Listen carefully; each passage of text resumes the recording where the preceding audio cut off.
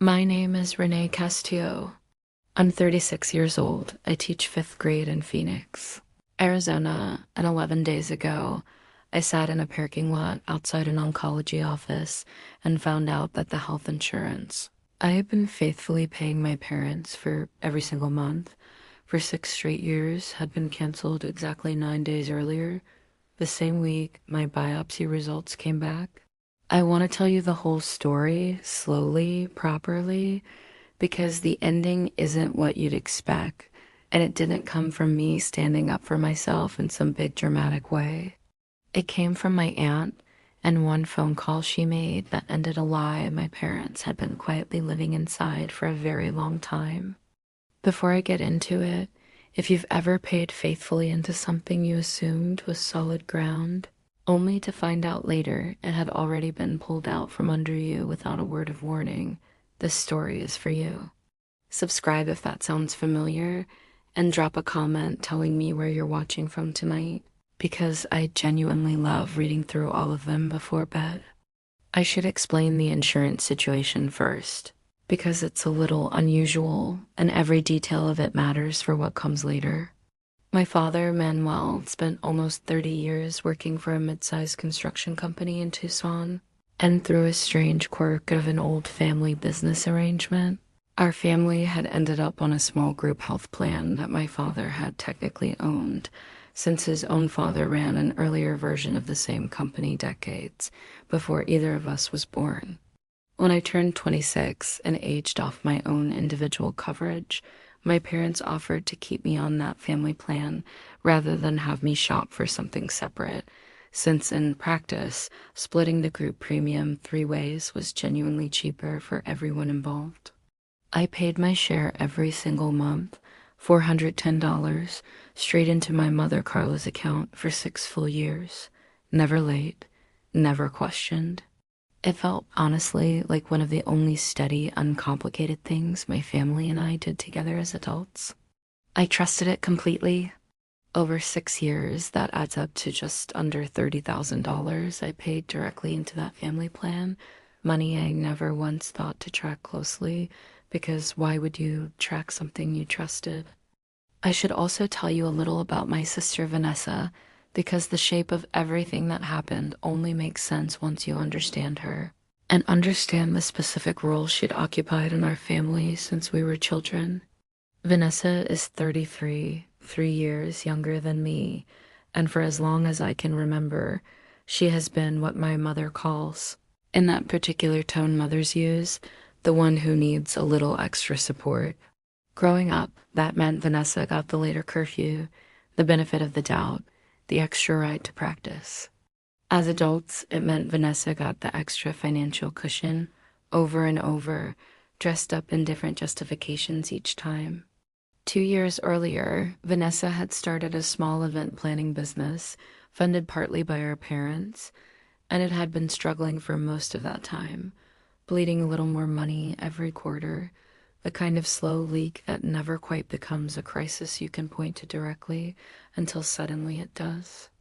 3 weeks before all of this started, I found a lump during a routine self-exam and went in for a mammogram, which led to a biopsy, which led to the appointment 11 days ago where a doctor sat across from me and used the words early stage and very treatable in the same sentence as we'd like to start treatment as soon as possible. I remember feeling almost strangely calm hearing it because I had good insurance, a good doctor, and what I believed at the time was a solid plan. I walked out to my car in that parking lot, sat down, and called the billing office to confirm my next appointment's coverage, purely as a formality, the kind of call you make without really thinking about it. The woman on the phone paused for a long, uncomfortable moment before she spoke. "I'm showing your coverage was terminated on the 1st of this month," she said. "Would you like me to transfer you to someone who can go over self-pay options?"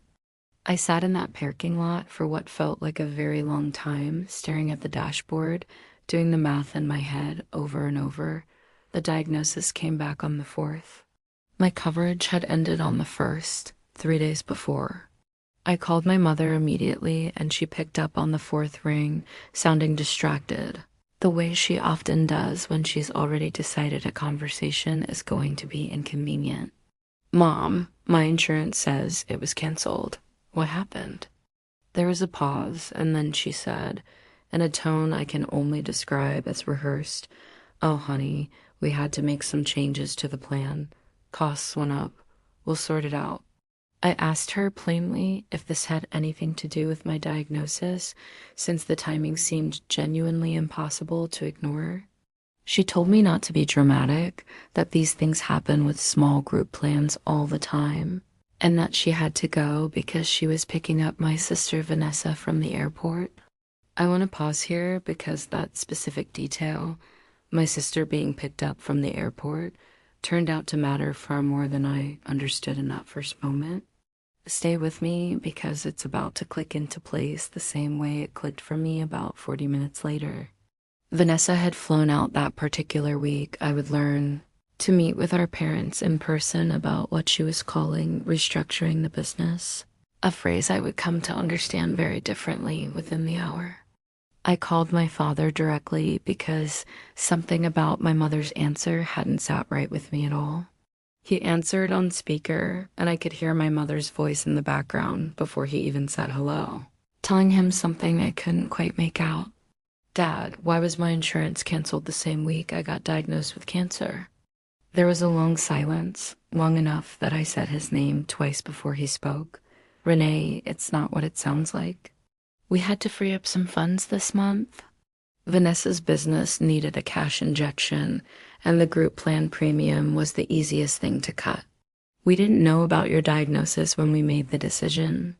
I asked him, since he'd brought up timing himself, exactly what day they had actually made that decision. He didn't answer that question.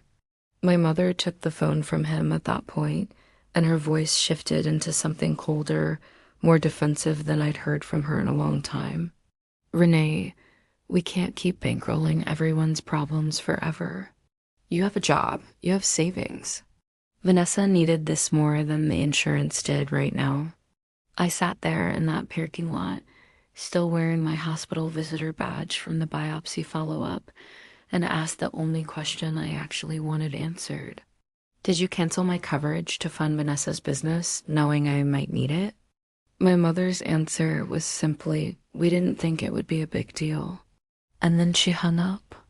If you're a parent yourself, or if you've ever paid faithfully into something you trusted completely, I want you to sit with that answer for a second, the way I had to sit with it, alone in that parking lot.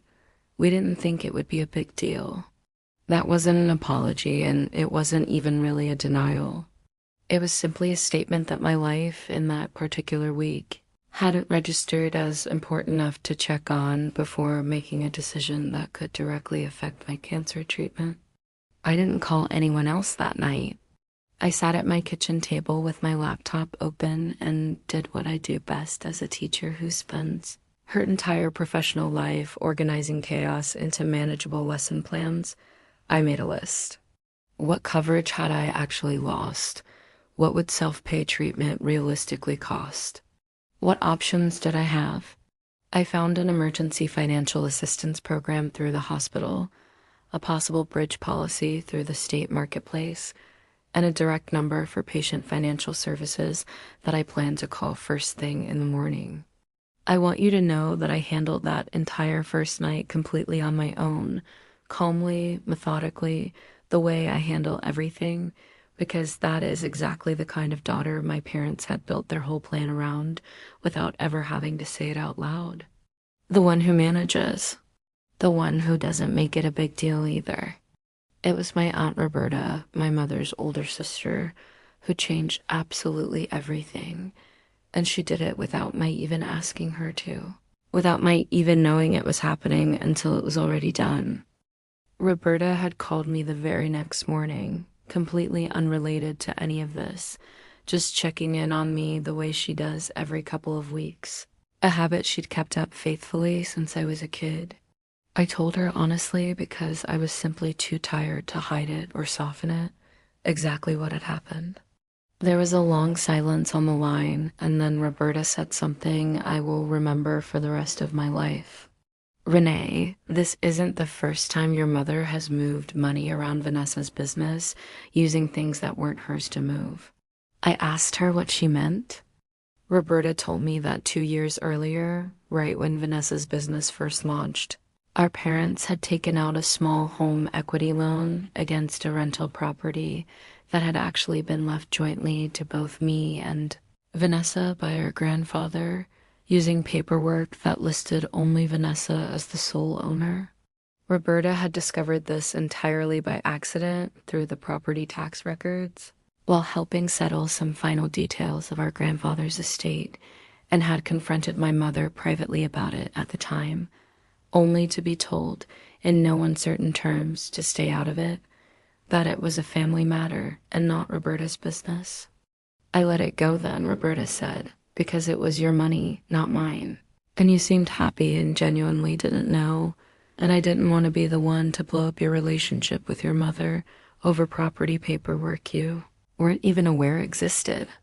But canceling your insurance while you're sitting in an oncology office is a different kind of thing entirely. Renee, that's not overstepping a boundary anymore. That's a pattern, and patterns don't stop on their own. Here's what happened next, and I want to be completely honest with you that I did not orchestrate any of this part. Roberta did it entirely on her own, that same afternoon, without telling me first, without asking my permission, simply because she had decided quietly that she was done watching this particular pattern repeat. She called the family plan's insurance broker directly, a man named Dennis Ruiz, who had personally handled the plan for over a decade and knew our family well, and asked him plainly whether a policyholder could remove a dependent's coverage without any notice period whatsoever, especially a dependent who had been actively and independently paying into the plan herself for years. Dennis explained that under the plan's actual written terms, a full 30-day written notice was legally required before any dependent could be dropped, specifically to prevent exactly this kind of situation, an unexpected lapse in coverage during active or urgent treatment. My parents had provided no such notice. They had simply called and had me removed effective immediately, which technically violated the plan's own binding policy. Roberta then did something I still find remarkable every time I think about it. She asked Dennis, since he had handled the account personally for years and clearly took real pride in doing things properly, whether he'd be willing to reinstate my coverage retroactively, citing the improper notice as clear cause, while the broader family dispute got sorted out separately on its own timeline. Dennis agreed almost immediately, telling her it was, in his own words, the only decision that actually follows the contract, regardless of whatever's going on inside the family. I found out my coverage had been reinstated before I even found out Roberta had made the call at all. I got an automated email from the insurance portal that same afternoon confirming my active status, backdated to before the lapse, and I sat at my kitchen table and cried for the first time since the diagnosis. Not out of sadness exactly, but out of the strange, specific relief of watching something get quietly fixed by someone who simply refused to let it stay broken. If you're still with me, I want to ask you something, because I've thought about this a lot in the 11 days since. Do you have a Roberta in your own life? Someone who steps in and does the thing you're too exhausted or too polite or too conditioned to do yourself? Tell me about them in the comments, because I genuinely believe we don't say thank you to people like that nearly often enough while they're still here to hear it. Roberta wasn't finished though, not by a long way. That same evening, she called my mother directly and later told me almost the entire conversation, word for word, because she said she wanted me to hear it in her own voice rather than some soft and secondhand version. Carla, I spoke to Dennis today, Roberta said. Renee's coverage is reinstated. I also asked him a few general questions about how these family plans typically work, since I remembered you'd once mentioned the rental property loan used Vanessa's name only. I think it might be worth being very careful about how you explain any of this if Renee ever decides to have a lawyer look at that trust properly. My mother, according to Roberta, went completely silent on the phone for the first time in either of their entire lives together. I'm not trying to start a war with you, Carla, Roberta continued. I'm telling you, sister to sister, that you cannot keep treating your two daughters like interchangeable accounts you move funds between depending on who happens to be struggling that particular month. Renee has cancer. That is not a line item you get to cut when the budget feels tight.